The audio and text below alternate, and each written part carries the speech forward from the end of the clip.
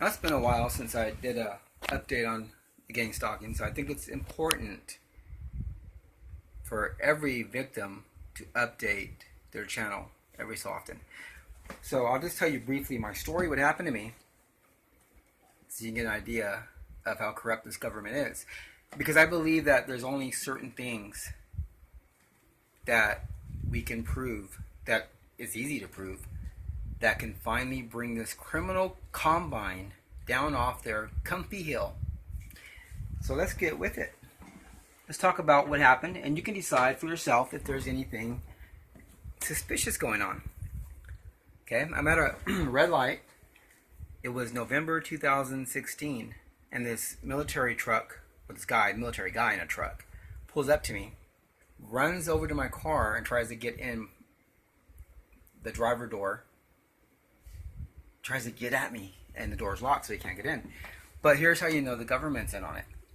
I called 911 and they answered. No one said anything and they hung up.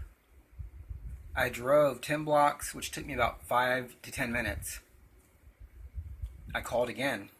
They answered. No one said anything and they hung up. Then I drove back to where it happened. The guy was still there. He wasn't leaving. Why wasn't he trying to flee the scene? I think because he knew there wasn't any help coming. Because the third time I called 911, they answered and they hung up again. Now, fast forward to January, February 2017. I was getting bit by bed bugs, I thought. I laid some shipping tape around my bed and on the ground. I found some strange rice material in it about 2-3 hours later. So I turned the fans off, I made sure the windows were closed, and I laid new shipping tape down.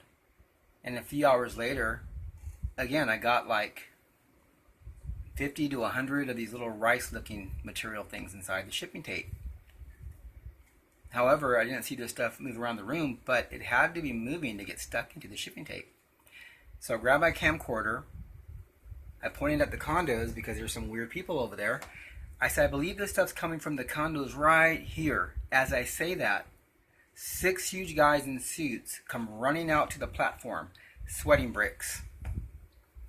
They huddle in a circle and they start pointing over at me at the window because I'm filming them, but they can't see because I'm behind the curtain. There's like I have a see-through thing on my window where you can see out, but you can't see in. But they're over there pointing at the window, and they know I'm filming them. How would they know I'm filming them? Anyways, long story short, I start uploading the video to YouTube with these creeps, and the video freezes. Then, 10 minutes later, my entire channel freezes for about 6 to 9 hours, somewhere in there. So I go to a friend's house, I spend the night, for 2 nights actually, and next thing I know, I come back home and there's 13 cop cars across the street. Now the people in the condos were friends with the guy across the street.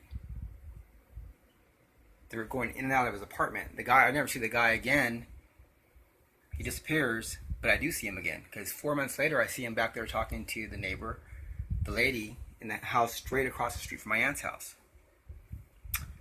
So then, I make a video, I say, get this rice material out of here. I'm going to go to science labs and find out what this stuff is.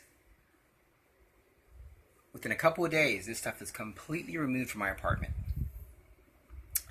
So I'm making videos about these creeps, what they're doing, and a black helicopter starts circling my apartment. Then, on April 18th, I believe, 2 military guys that were in the condos earlier in the day tried sneaking in my back window at 1 o'clock in the morning. I called the San Diego Police Department. They don't want to shine their flashlight behind my studio apartment. You know, cops are normally gung-ho. They can't wait to shine their flashlight. They kept trying to get out of it. They blamed me for it. Everything was my fault. 25 minutes later, they finally shine the flashlight. They say, there's no one back here, but you can't look. Now go back upstairs and take your medicine. If you call us again, you're going to jail. By the way, on the third call to 911 that night, a voice hacks in the phone while the phone's ringing to 911 and says, no one's going to help you. You're on your own. My brother was staying the night. This is at 3:30 in the morning. Someone hacks in my phone while it's ringing to 911. Then the cops came out, blamed me out, came back upstairs. Me and my brother was staying the night. We were both like creeped out. By 4:15 a.m., 4:30, we heard a loud boom. Then we heard someone running down the driveway and out into the street. Somebody was in the backyard. Now you decide for yourself if there's something illegal going on. Why would someone be in the backyard trying to come in the back window and the police cover it up?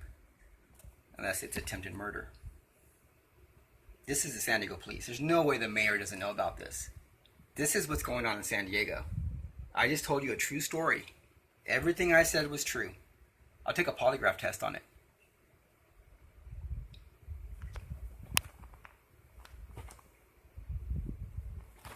Hey, thanks for watching.